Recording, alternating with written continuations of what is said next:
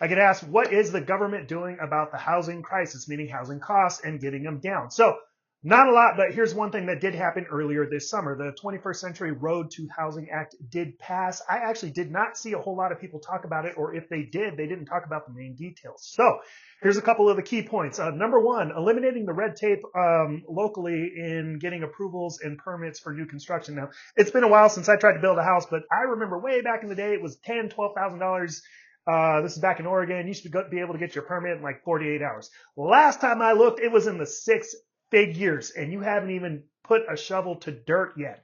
That naturally gets passed directly to the end purchaser. So the house cannot be built cheaper.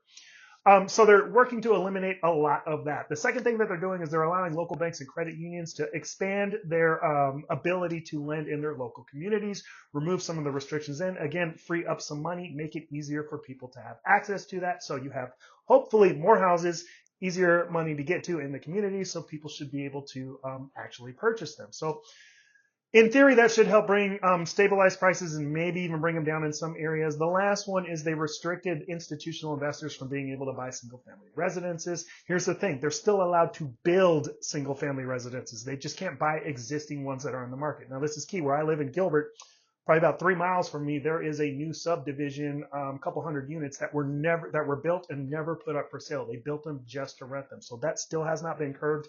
Haven't seen any talk about that. But overall, these are the steps that kind of need to happen as far as the permits and freeing up the financing, but I don't think it's going to have a large scale reduction in costs and be able to boost productivity simply because of the fact that cost of materials is outrageous. It has been ever since COVID.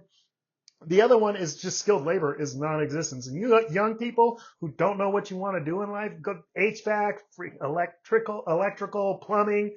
Those guys are getting paid right now because there's not a whole lot of them. Everybody's aging out and nobody's coming into the industry. So I think until we can figure out cost of materials and labor, we're still going to be kind of stuck with where we're at. But I mean, these are some good steps. At least some people are actually putting pen to paper and trying to come up with some ideas. If you have some ideas of your own, go ahead and put them in the comments. I send out a newsletter every Friday, 2 of them actually. One of them is just tips for future home buyers. The other one is more technical analysis of the rate market. So if you want in on one of those, DM me newsletter and I will get you set up. Otherwise, questions about buying or financing your next home, just shoot me a DM or put it in the comments.